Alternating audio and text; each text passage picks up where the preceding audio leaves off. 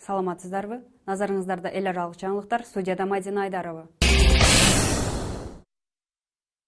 Шаршемби күнү Испаниянын Тарифы шаарындагы Гибралтар көлүнөн 500 адам өлүмдөн аман калды. Алар кичинекей каяк менен Африкадан Европаны көздөй качкан качкындар болуп чыкты. Арасында 49 аял жана 15 жаш бала бар. Бардык качкындарды жергиликтүү машыктыруучу залга киргизишкен. Кызыл Ай коому керектүү жардамды көрсөттү. Ошол эле күнү Испан автономиялуу шаары Мелилияда да жогоруда айтылган абал катталды. Тактап айтканда, бийиктиги 7 метр болгон тосмодон 700гө жакын адам өтүүгө аракет жасаган. Бирок 30 гана өтүп, дароо шаардык миграция борборуна келишкен. Алар сүйүнгөнүн жашырышкан жок. Эми ал борбордо алардын кийинки тагдыры чечилмекчи. Эгер качкындардын өз өлкөсүндөгү жашоосу коркунуч жарата турган болсо, алар Испанияда калышат. Андай эмес болсо, кайра өз өлкөсүнө кайтышмакчы. Украина армиясы Донецк аймагындагы шакекчени кичирейтүүдө.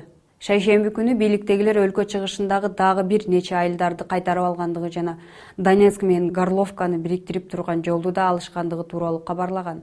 Андан тышкары Украина армиясынын кол башчысы Горловкада баскынчылар бар унаа өрттөнгөндүгү тууралуу маалымат тараткан. Донецкти бошотуунун эң акыркы тайпасындабыз дешет Украина белгиндегилер.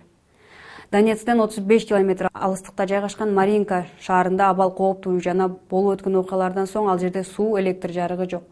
Жергиликтүү калк нааразы. Ал учурда Москвадагы Украинанын элчилигинин алдында согуштан көз жумгандардын элесине арналган акция өтүп жатты. Катышуучулар гүлдөрдү алып келишип, шам жагышты. Карапайым орус калкы согушка каршы. Биз бул болуп жаткан окуялар бизди ойлонтурбай койбойт деген оюн айтышты. Тилекке каршы акция аягына жетпей, полиция кызматкерлери чогулгандарды таратты.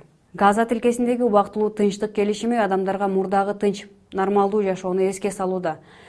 Дүкөндөр иштеп, базарлар ачылып, ал тургай банктар да иштей баштады. Палестина анклавынын миңдеген жашоочулары үйлөрүнө кайтып келишти.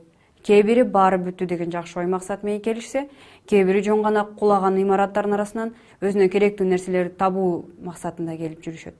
Эксперттердин айтуусунда, бул согушта Газанын өндүрүш ишканаларынын 80% жок кылынган. Экономикалык абалына катуу сокку болду албетте. Себеби 30%ын Газа тилкеси өзү чыгарчу. 1,5 миллион калкы бар Газадагы жөнөкөй үйлөрдүн 25%ы жашоого жараксыз. Согуштун кымбат баасын жаш балдар төлөдү.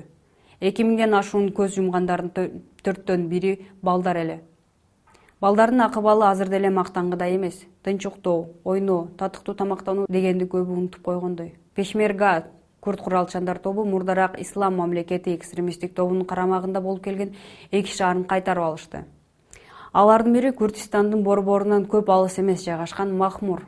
Бирок ага карабастан шаарга кире бериш жерлеринде кагылышуулар болуп жатат. Курд аскерлери бизге курал жарактын баардык түрү керек деп айтышууда. Мунун баары башка өлкөлөрдө бар, көбүнөсү Америкада албетте. Аларда заманбап курал көп. Махмурду да Американын жардамы менен кайтарып алышкан. Бирок абадан сокку уруу менен эле жакшы куралданган исламчыл аскерлерге туруштук берүү өтө кыйын. Дал ушул себеп боюнча күрттөр эл аралык аскердик жардам сурап жатышат. Азыркы учурда алар өз күчүнө жана Американын абадан урган соккуларына ишенип жатышат. Украинанын улуттук коопсуздук уюмунун пресс офицери Андрей Лысенко жакын арада Украинанын армиясы Донецкти кайра кайтаруу боюнча эң акыркы киришүү болорун айтты. 24 август Украинанын эгемендүүлүгүнө карата бардык аскерлик бөлүмдөргө Луганскийдеги жана Донецктеги аскерий иш-чараларды толугу менен бүтүрүү тууралуу өкүм чыгарылды. Донецк элдик республикасынын премьер-министри Александр Захарченко өз учурунда каршы турууга даяр экендигин айтты. Алардын карамагында да аз эмес куралдар бар. Азыркы учурда Украинанын жогорку Радасы Россияга каршы бир топ санкцияларды киргизмекчи. Ал 29 пункттан турат. Бүгүн бийликтегилер аны улуттук коопсуздук кызматына кароого жиберишет. Улуттук коопсуздук кызматы бул санкцияларды колдойт деген божомолдор бар. Цигирлерди коргоо боюнча көптөгөн проектилерге карабастан, алардын терисин, органдарын сатуу күн санап өсүүдө.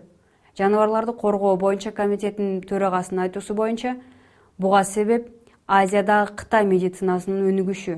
Анда тигирдин сөөктөрү колдонулат жана адамга өзгөчө бир күч-кубат берет. Ушуну менен жаңылыктар топтому аягына жетти. Саламатта калыңыздар.